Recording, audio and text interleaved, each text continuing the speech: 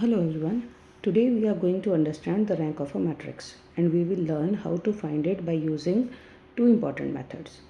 Firstly, let us understand what exactly we mean by the rank of a matrix. The rank of a matrix is actually the maximum order of a non-zero minor of that particular given matrix. In a row Echelon form, rank can be understood by counting the number of non-zero rows. Now that we know that what rank means, let us take a matrix and find its rank step by step. Now consider this matrix A. It is a 3 cross 3 matrix. So our objective is to determine its rank. We will use the same matrix for both the methods so that we can compare the answers at the end. Now let us begin with the very first method, that is the rank minor method, or we call it as a determinant method. Minor method. Firstly, the rule is in the minor method we start with the highest possible order minor. For a 3 cross 3 matrix, we firstly check the determinant of order 3. If it come out to be non-zero, the rank is actually 3. Now, if that determinant comes out to be 0, then we move to the next lower order. So, next lower order after 3 cross 3 will be 2 cross 2. So, we will check that if I have any 2 cross 2 minor as non-zero, we get that rank of that particular matrix is 2. Okay, so now let's calculate the determinant of the given 3 by 3 matrix. On evaluating this determinant, we get 0. So therefore the rank cannot be 3. So now we have to check the minor of the next lower possible case, and that is 2 cross 2. So let us check whether we can find a non-zero 2 cross 2 minor or not. We require to check that 2 cross 2 minors. For example, this matrix is formed by the first and the third row and the first and the second column is that this into 4 minus 6. So 4 minus 6 is equal to minus 2, which comes out to be non-zero. So now therefore from this minor method we have a non-zero minor of order 2. Therefore the rank of this particular matrix comes out to be 2.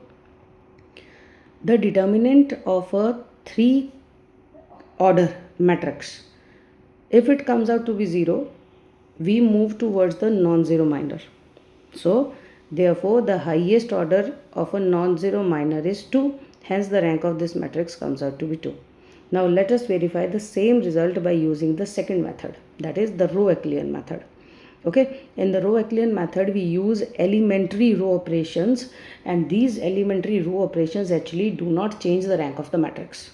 Once we obtain the row Echelon form, the number of non-zero rows will give you the rank of that particular given matrix. So let us start transforming our matrix using row operations. Now our first pivot element, means the first element at first row first column position, is already 1. So we don't need to make it 1 or need to change it.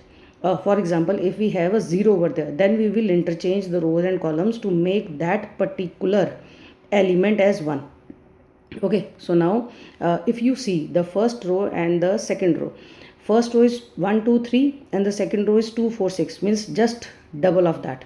So if I apply here the row operation, that is in R2 as R2 minus 2 times R1, means if I multiply firstly R1 with 2, then subtract it from R2, what I will get? I will get all the 3 elements of the second row as 0.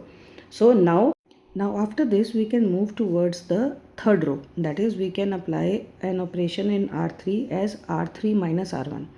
In this particular manner you will get the R3 row as 0 minus 1 minus 2. So if you want, now you can see here only that see how many non-zero rows you have at this particular point. First non-zero row is the very first one, that is 1 2 3. Second non-zero row is the last row, that is 0 minus 1 minus 2. If you don't understand what is actually the non-zero row means, non-zero row actually means if even a single element is non-zero in that particular, we can't say that R2 is totally a non-zero row because there is all elements are 0. So how many non-zero rows are there? 2. So the rank of this matrix will be 2. Now If you remember, firstly, by minor method also we get the rank as 2. Here also we are getting the same rank, that is 2. So if you follow any method but correctly, you will get the same rank. So this is how we find the rank by using the two methods. We will obtain the same result. Okay. Now for a smaller matrix, especially a 3 cross 3, you can use a minor method. And if you have a bigger matrices, I would recommend that better you will apply the row Echelon method. Now let's move toward the final recap. Rank is the maximum order of a non-zero minor. We can also find it by counting the non-zero rows in the row Echelon form. For our matrix, the minor method gives rank of A equal to 2. Same rank is obtained by the row Echelon method as well. Therefore, both methods lead to the same result. And this is the complete concept of finding the rank of a matrix using two different methods. Keep practicing and remember, choose the method that makes your calculation faster and simpler.